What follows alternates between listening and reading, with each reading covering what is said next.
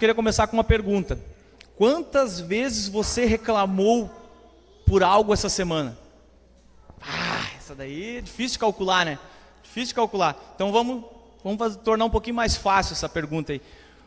Quantas vezes você reclamou por algo hoje já? Às vezes eu acordei atrasado, tá demorando. Começou, 1. Passou o café? Não passei ainda. 2. Já te arrumou? Não me maquiei ainda. 3. Você já consegue calcular quantas vezes você já reclamou hoje? Acho que é meio natural assim, essas aqui, né? A pergunta é, essa reclamação foi uma reclamação genuína assim na tua cabeça? Tipo, não, eu tenho razão, né? Não, eu estou reclamando, mas eu estou certo. Ou não, ou foi mais um estilinho assim, isso aqui foi uma birrinha mesmo, né? Consegue responder essa pergunta? Como seres humanos nós temos um costume, né? Um mau costume, que é de reclamarmos em quase tudo. E aqui eu estou sendo otimista, né? A gente gosta de reclamar de tudo mesmo, não de quase tudo, né? Algumas vezes a gente reclama por motivos grandes, né? Às vezes na nossa cabeça é justo eu reclamar. Não, eu estou sendo afetado, estou sendo injustiçado, como é que eu não vou reclamar? Estou sendo prejudicado, talvez esquecido, como é que eu não vou reclamar, né? Injustiçado. Na maioria das vezes, são motivos bem pequenos que fazem a gente reclamar, né? Eu queria contar uma história, para variar. Essa história não é invenção da minha cabeça, ela é invenção da cabeça de outra pessoa, que eu li num livro, e eu achei que cabe. Um livro sobre contentamento. Conta a história de não sei se você já conhece, mas quem não conhece, acho que vai entender a moral. Conta a história de um homem, e esse homem, ele sentiu-se o desejo de se tornar monge. Como é que é o nome do lugar onde os monges é? Monastério? Como é que é? Monastério, né? Tá, monastério. Queria ir para um monastério. Então ele decidiu, a família e tal, uns não estavam querendo, tudo, ele, não, eu quero isso para minha vida. E ele foi lá. E ele chegou nesse monastério, e o diretor lá do monastério, o monge master lá, disse, olha, não, bem-vindo, se você quer entrar, bem-vindo, tá aqui a tua roupa de monge e tal. E só que aqui a gente tem uma regra. A regra é, a gente vive em solitude aqui. A gente vive em total silêncio. A gente não fala nada. Tu tá disposto? Não, estou disposto, eu quero muito. Então tá. Então ele entrou ali de vez e ele passou. E ele passou a viver ali e nada de falar, nada, né? Passou silêncio, silêncio, silêncio, silêncio. 5 anos se passaram. E então o diretor chega para ele, faz um sinalzinho, ele vai no escritório do monge master e ele diz, hoje você tem direito a falar 2 palavras. Pense bem nas palavras que você vai falar. Aí ele pensou um pouco assim e disse, cama dura. Aí o cara, tá, ok, então tá, pode voltar para o estado de solitude e tal. Naquela semana trocaram os colchões, trocaram a cama dele, botaram os colchões com molas altas, coisa mais gostosa.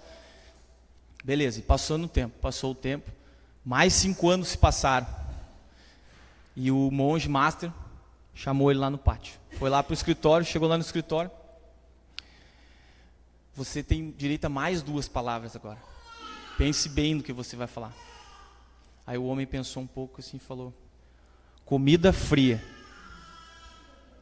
Tá bom? Pode voltar para o teu estado de solitude. E o cara voltou. E naquela semana, reformularam toda a cozinha. Comida aquecidinha, quentinha na hora. Mudaram os horários ali para todo mundo comer junto e tal. Melhorou um monte. Você já deve imaginar o que aconteceu, né? Mais 5 anos se passaram. O cara já estava até esquecendo umas palavras já no português. Já. O monge master chamou ele. Aí ele chegou no escritório dele e disse assim, bom, acho que tu já deve imaginar, né? Mais 5 anos aí se passaram e tu hoje tem direito a mais 2 palavras. Pense bem no que você vai falar. Aí o cara olhou para baixo e falou assim, eu desisto. Aí o monge olhou para ele e disse assim, olha, Que bom que tu tomou essa decisão. Porque desde quando tu entrou aqui, tu só sabe reclamar.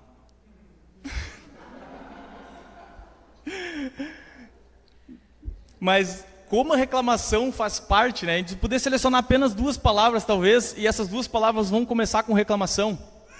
Essas semanas eu fui no mercado. E um episódio aconteceu com uma atendente do mercado ali. E chamou muito a minha atenção, né? A moça, ela estava reclamando de tudo. Ela, né, eu dei um bom dia e ela já estava reclamando já do preço da mercadoria. Ela trabalhava no mercado, ela estava, tá muito caro as coisas e tal. Eram reclamações genuínas, né? Preço da mercadoria. Aí eu, pois é, tudo, mas daí comecei a tentar trazer alguma coisa para cima, assim, alguma coisa mais alegre. Não, resta nós a esperança, né, que vai melhorar as coisas. Não vai. É daqui para baixo. Tu viu o dólar? Tu viu o preço do dólar? Pois é, subiu, né, tudo, mas se Deus quiser vai melhorar as coisas. Não. E com esse calorão aí na rua ainda, começou a conectar uma coisa atrás de outra, assim, era o dólar, era o preço da mercadoria, era o calorão. Aí na hora de cartão, dinheiro, nossa, que sistema mais lento. Começou a reclamar do sistema também. Aquilo me chamou a atenção. Eu nem conhecia aquela mulher. Mas aquilo não trouxe uma sensação boa. A conversa com ela não estava me trazendo uma sensação boa. Eu pensei, cara, quantas pessoas essa mulher vai passar aqui por ela hoje, né? E ela vai colocar uma carga para baixo a pessoa, né? Ela vai botar para baixo a pessoa e não trazer alguma coisa alegre, né? As pessoas estão atentas ao que você fala. E hoje nós vamos meditar numa carta de Paulo aos Filipenses. Essa carta é conhecida como a carta da alegria. Paulo, nesse momento, ele está preso escrevendo essa carta. E ele está alegre. Por mais louco que isso possa parecer, sim. Alguém preso, alegre. E esse sentimento de alegria vem ao coração dele por ouvir como que esse povo está lá. Como que os filipenses, como o povo da cidade de Filipos está. E ele está ouvindo sobre ele e ele está aqui na cela alegre por eles, né? E ele escreve essa carta para encorajamento dessas pessoas, reafirmando o amor, né, dele por eles. E eu te encorajo, é uma carta bem pequena, 4 capítulos só, eu te encorajo a ler toda essa carta em casa, minutos você termina, e te convido a se alegrar junto, se alegre junto, né, com a palavra de Deus. Ele escreve para discípulos de Jesus, né? Hoje somos discípulos de Jesus, então a gente pode e deve aplicar isso. E o texto é Filipenses 2, versículos 14 a 16. Hoje eu vou ler na nova tradução da linguagem de hoje, tá? Então, o texto diz assim: façam tudo sem queixas nem discussões, para que vocês não tenham nenhuma falha ou mancha. Sejam filhos de Deus, vivendo sem nenhuma culpa no meio de pessoas más, que não querem nem saber de Deus. No meio delas, vocês devem brilhar como as estrelas no céu, entregando a elas a mensagem da alegria.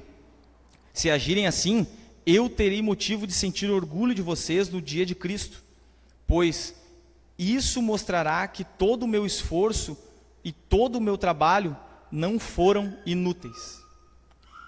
Vamos orar? Deus, te agradeço pelo dia de hoje, te agradeço, Deus, por essa manhã, por esse domingo, Deus, te agradeço pela tua igreja, Deus. Quão lindo é, Deus, quão lindo é o que o Senhor está fazendo, Pai. E a gente crê que a tua obra ela ainda está acontecendo, e nós temos o privilégio de estar fazendo parte disso, Deus.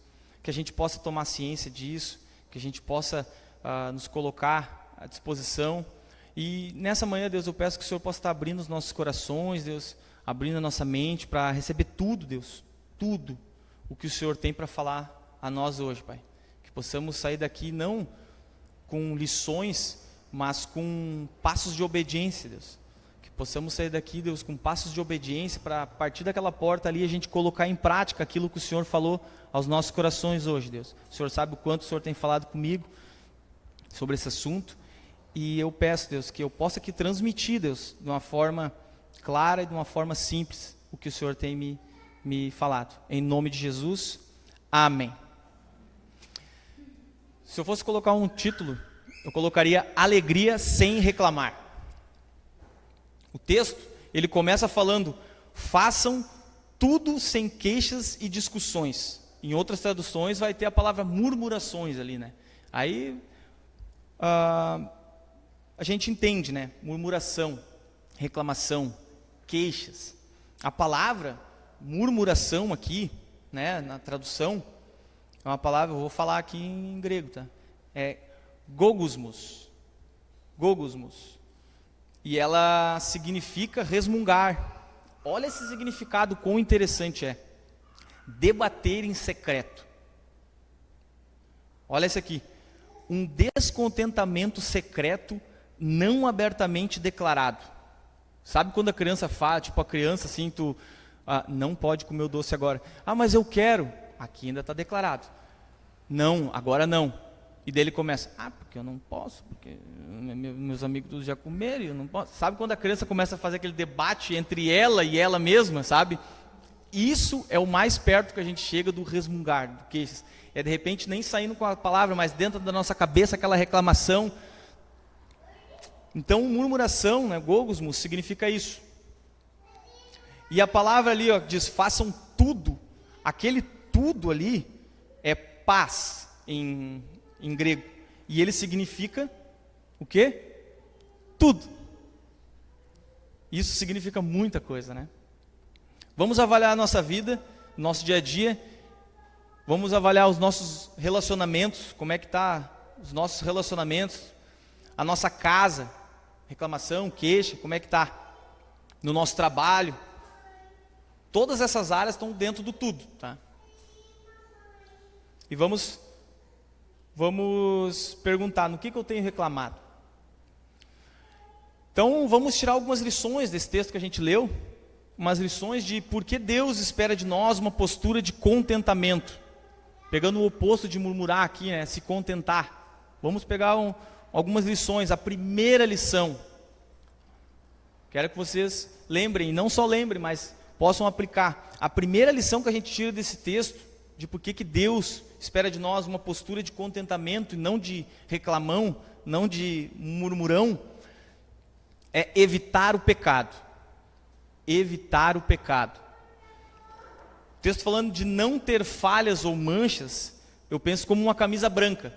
Quando tu nasce com uma camisa branca, né? Zerado. Mas tu já nasce com um pote de tinta preto na mão. E conforme vai passando, tu vai te lambuzando com aquele pote e tu vai gerando manchas, vai manchando a tua roupa branca, né? Engraçado que não são os outros que vêm te manchar. Tu mesmo, o pecado é teu, né? Tu mesmo começa a se manchar. E quando a gente murmura, a gente está manchando essa roupa. A gente está permitindo que o pecado, né, que já nasce com a gente, vença.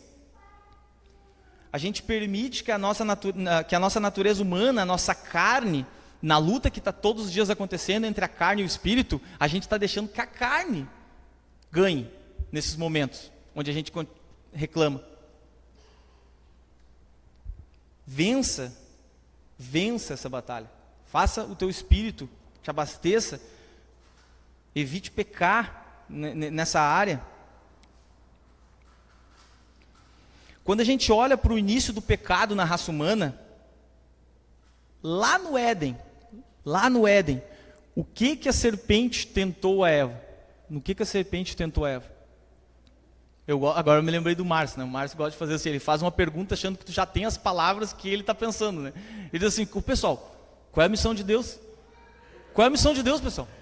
Pessoal, qual é a missão de Deus?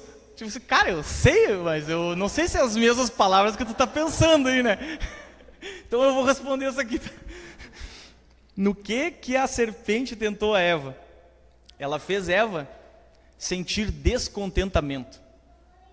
Ela fez Eva sentir descontentamento no que Deus tinha dado para ela. Tinha dado para eles, né? Vamos ler lá, o Gênesis 3, do 1 ao 7 diz: a cobra era o animal mais esperto que o Senhor Deus havia feito. Ela perguntou à mulher: é verdade que Deus mandou que vocês não comessem as frutas de nenhuma árvore do jardim? A mulher respondeu: podemos comer as frutas de qualquer árvore, menos a fruta da árvore que fica no meio do jardim. Deus nos afirmou: vocês não morrerão. Disse que não comemos. Se fizermos isso, morreremos. Mas a cobra afirmou: vocês não morrerão coisa nenhuma. Deus disse isso porque sabe que quando vocês comerem dessa fruta, dessa árvore, os seus olhos se abrirão e vocês serão como Deus, conhecendo o bem e o mal.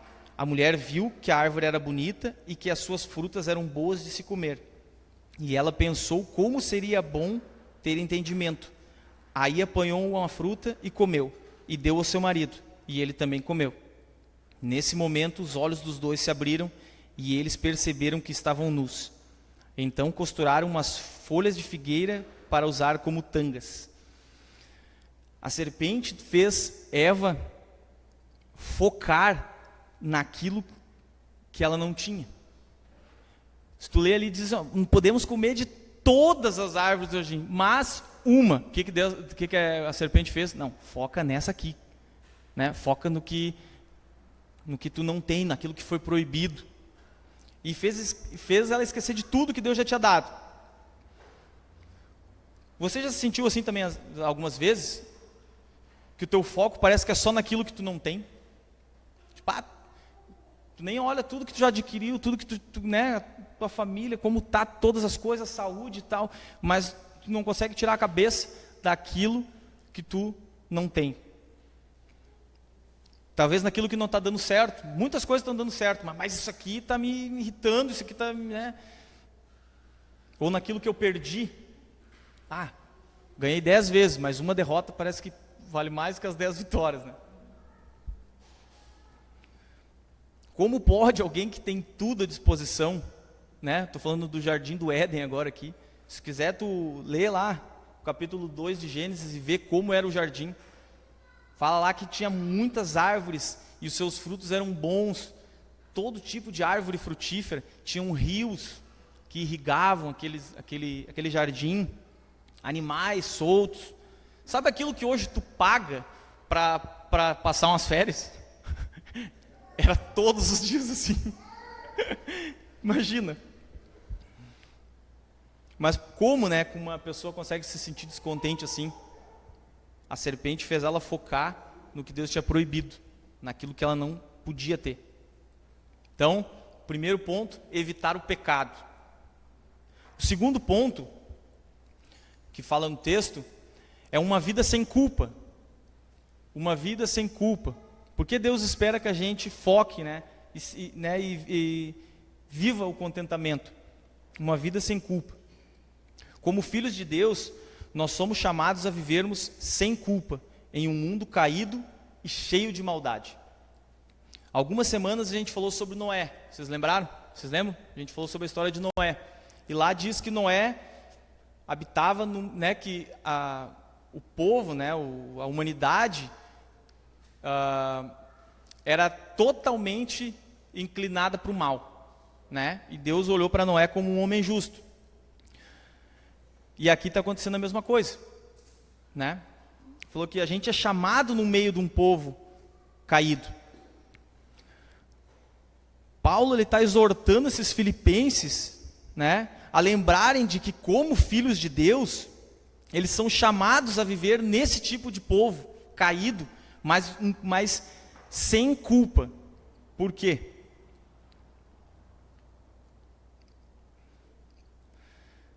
Fica mais desafiador, né? Não reclamar quando tu está no meio de outras pessoas que estão reclamando, né?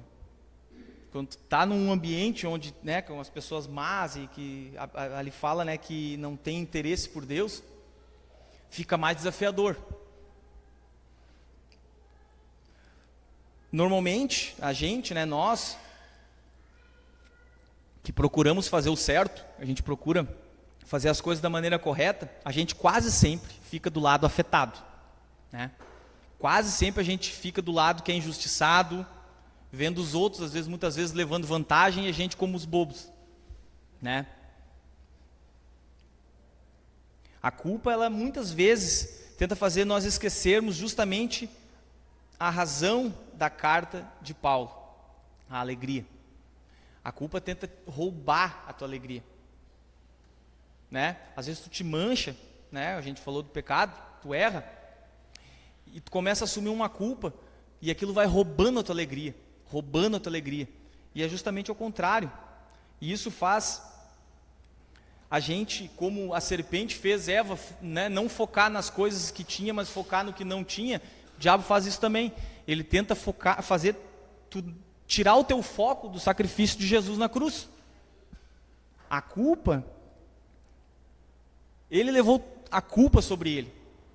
Então nós não temos mais, né, que vivermos com essa culpa, né? Se a gente continua a se culpar e carregar o peso da culpa, a gente não está entendendo o sacrifício dele da forma plena, de uma forma completa.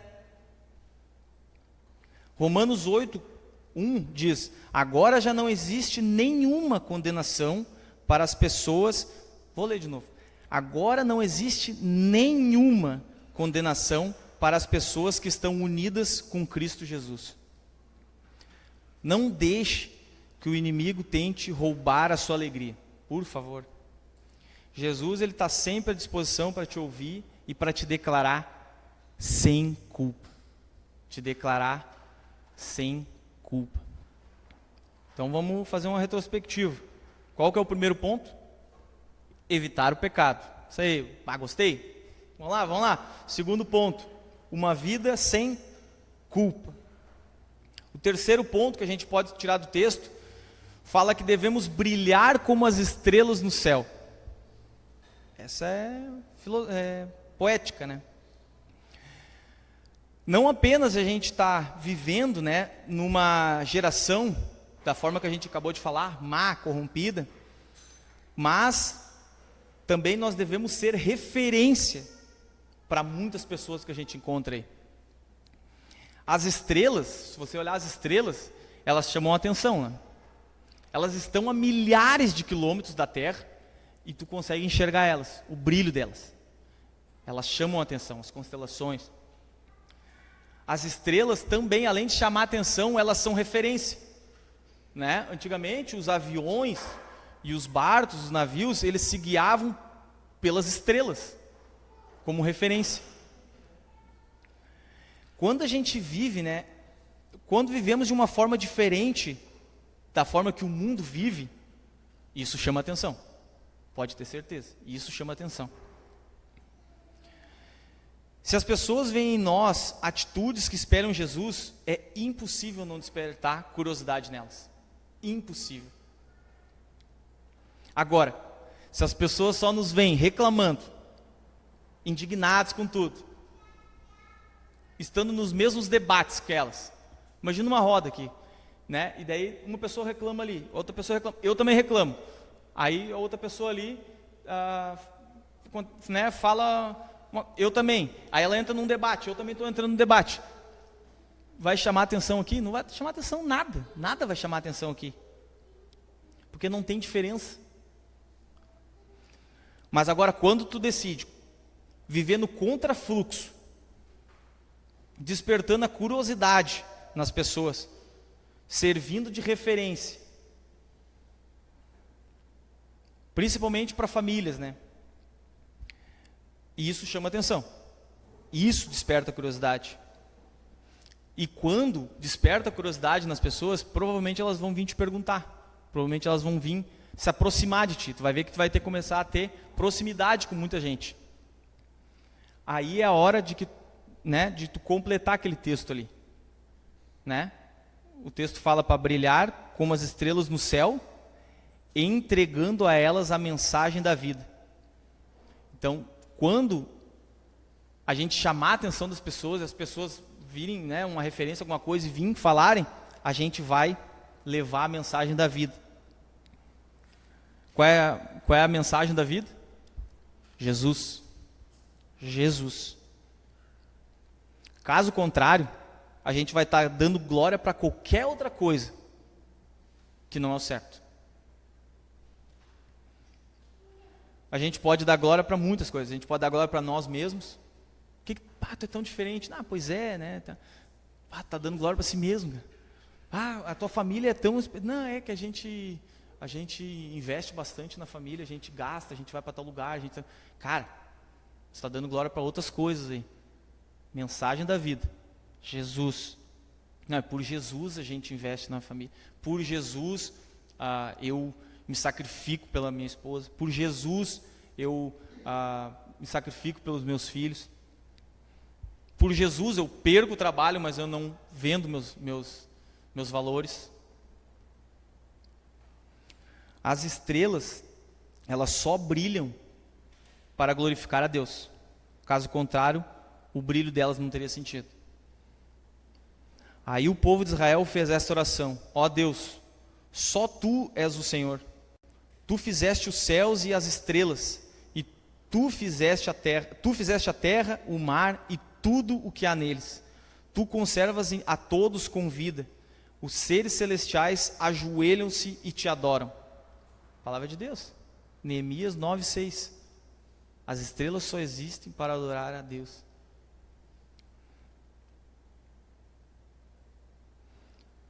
Mais um ponto. Eu gosto de fazer a recapitulação dos pontos, né? Evitar o pecado. Vocês vão conversar bastante nos GTs essa semana sobre os pontos, né? Mas vamos sair fresquinho. Até quarta-feira, vamos tentar abastecer daqui mesmo. Evitar o pecado. Uma vida sem culpa. Brilhar como as estrelas no céu. Quarto ponto. Ser a resposta da oração e do investimento de alguém. Ser a resposta da oração e do investimento de alguém.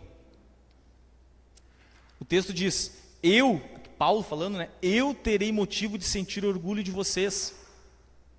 Imagine o quanto Paulo orava e desejava que aquele povo fosse um povo rendido ao Senhor. Ele tinha ido a Filipos uma vez, numa das viagens dele, e ele continuou as viagens dele. Aqui nesse momento ele estava preso, mas pensando e orando por aqueles irmãos que ficaram lá em Filipos. Orando, pedindo a Deus, para que fosse um povo rendido ao Senhor. Então imagina Paulo ali orando, pedindo, né, preso, por unidade para aqueles irmãos, né, para que eles tivessem coragem de vencer as perseguições. E ao receber notícias de que aquele povo lá estava exatamente vivendo assim, né, estava sendo um povo fiel, isso enche ele de alegria. Ele nem estava lá, ele só ouviu, e isso o encheu de alegria.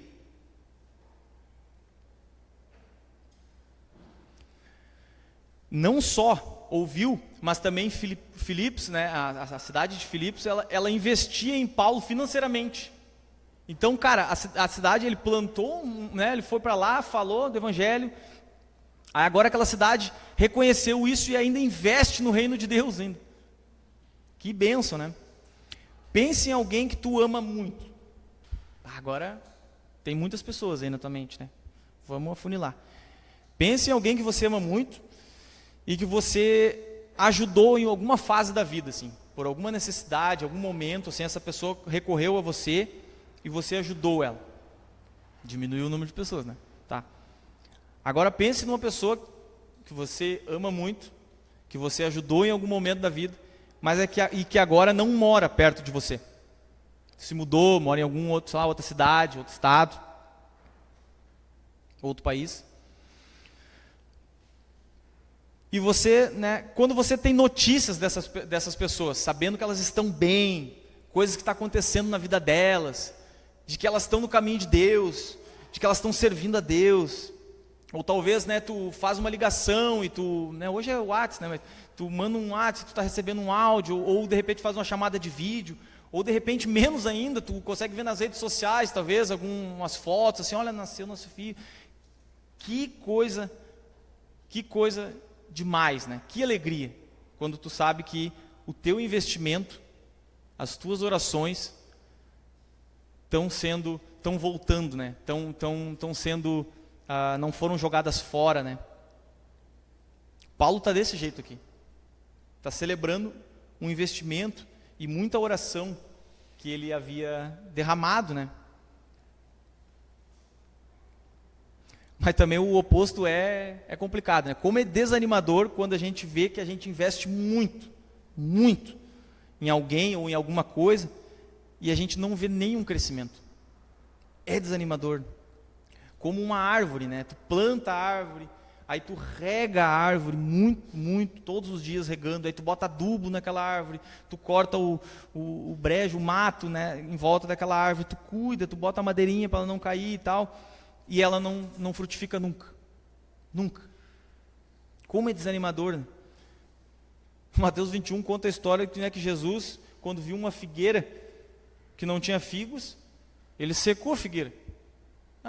Nunca mais dê fruto. Mateus 7 fala que toda árvore que não dá bons frutos é lançada ao fogo. Não tem utilidade, né? E assim, a palavra de Deus ela é o nosso manual, né? A gente utiliza ela para tudo, inclusive para nos avaliarmos. Então, vamos nos perguntar: eu tenho sido a resposta de oração de alguém? Eu tenho vivido de uma forma que o investimento que uma pessoa fez na sua vida está valendo a pena? Com certeza, alguém investiu na sua vida. Seja tempo, seja recursos, alguma coisa. Alguém investiu em você para que você conhecesse a Jesus, para que você não caísse, para que você não desistisse, para que você passasse uma fase difícil na vida. E como hoje tu está vivendo? Está vivendo de uma forma que esses investimentos da pessoa, ela vai poder olhar e dizer assim, ó, eu tenho muito orgulho de ti. Aquele orgulho bom, sabe? Aquele orgulho de um pai ver o filho fazendo uma coisa sozinho, assim. Aquele orgulho bom, assim. E agora vamos encaminhar para o final. Eu gosto de chamar de fator e daí. Lembra do fator e daí? Isso aí faz parte. O fator e daí é e aí? Chegamos no final e o que eu vou levar daqui, né? Talvez hoje Deus falou contigo sobre Deus, eu entendi que murmurar, reclamar, fazer birra é pecado. E o Senhor odeia o pecado. E eu não quero ter essas manchas. Talvez tu entendeu que Jesus, ele pagou o preço naquela cruz ali, e a culpa dos meus pecados, ele tomou sobre si. E hoje eu tenho à minha disposição uma vida sem culpa. Talvez tu vai tomar uma resolução de que eu quero sair por essa porta aqui agora brilhando como uma estrela. Quero viver nessa cidade aqui assim que as pessoas vão ver alguma coisa diferente. Eu vou servir de referência para minha família, vai ser uma referência para outras famílias. Elas vão ser impactadas. E a mensagem da vida, Jesus vai ser proclamado. Ou talvez tu vai sair com a resolução de que preciso mudar a minha maneira de viver, não reclamando e sendo a resposta da oração de alguém. Pensar, cara, realmente, muitas pessoas, teve pessoas que investiram em mim, investiram muito, muito. E como é que eu estou hoje? Será que eu estou devolvendo isso a Deus? Sabe, esse investimento, né, de um discípulo de Jesus, será que eu estou devolvendo isso de uma forma que vai olhar para mim e dizer, que orgulho de te ver, cara, que orgulho de ver que tu está firme, que tu está no caminho. E não quero parar por aí, eu quero investir em outros também. Eu quero investir em alguém e sentir orgulho de alguém, assim, cara, que legal. Poder ver, orar, né, que tem aquela parte de orar, de pedir, que Paulo passou ali, né, investir em alguém, orar por essa pessoa, estar perto dessa pessoa. Vamos orar? Deus, obrigado mais uma vez pela tua palavra, obrigado mais uma vez porque o Senhor trata de tantos temas, Deus. Tantos temas ao longo da história aqui, Deus, que a gente pode ler, que são tão atuais, Deus. Obrigado porque a Tua palavra ela é atual. Obrigado pela Tua palavra, Deus, que ela transforma vidas, ela transformou vidas há milhares de anos atrás, Deus, e ela segue transformando vidas hoje. Obrigado porque a Tua mensagem, ela é uma mensagem que ela não volta vazia, Deus. E eu quero pedir, Deus, para os nossos corações, que possa cair isso nos nossos corações e possa gerar transformação, Deus. Que isso não caia, Deus, no nosso coração e morra. Pai, que a gente possa vencer, Deus, o pecado. Que a gente possa, Deus, vencer. E que a gente, na batalha entre a carne, Deus, e o Espírito, que a gente possa alimentar tanto o Espírito, Deus, que a vitória sobre a carne será certa, Deus. Pai, eu quero pedir que nós entendamos realmente, Deus, plenamente o Teu sacrifício naquela cruz, Deus. E que a gente não venha se sentir culpado, Deus, de coisa alguma, porque a culpa, Deus, foi levada sobre o Senhor, Pai. E hoje a gente tem à disposição, Deus, a gente tem à disposição de Jesus, interessado por nós, interessado pela nossa vida, interessado pelo nosso coração, que possamos largar sobre Ele, Deus, as nossas dúvidas, as nossas reclamações e também, Deus, a culpa, Deus. Em nome de Jesus, quero pedir, Deus, que possa sair por essa porta hoje aqui uma constelação de estrelas, Deus. Uma constelação de estrelas que, assim como as estrelas que temos aqui, Deus, vão servir de referência, Deus, para as pessoas, que vão chamar atenção, Deus, nos ambientes onde a gente circular, Deus. E que, Pai, a gente consiga espalhar a mensagem da vida que é Jesus para essas pessoas, Deus. Que o brilho não venha a ser algo que vai chamar atenção para mim, Deus, mas que vai chamar atenção total, Deus, exclusiva para Ti, Jesus. Deus, que a gente possa estar sendo uma resposta de oração, Deus, das pessoas que investiram na nossa vida, Deus. Que a gente possa viver de uma forma que a gente agrade ao Senhor em primeiro lugar, Deus. E que a gente possa investir na vida de outros também, Deus. Que não pare em nós, Deus. Que não pare em nós, que a gente invista na vida de outras pessoas e gaste, Deus, gaste orações e gaste lágrimas, Deus, sobre essas pessoas, realmente desejando ver o crescimento delas, Deus. E que possamos nos orgulhar, Deus, ficar muito alegres, muito felizes, Deus, quando a gente vê que o nosso esforço, o nosso investimento tem sido recompensado, tem dado retorno, Deus. Obrigado, Jesus, mais uma vez, te agradecemos, que durante essa semana a gente possa estar em contato contigo mais e mais, possamos estar aprendendo de Ti, Deus, todos os dias. Nos abençoe, nos ajude. É o que eu oro e agradeço no nome de Jesus. Amém.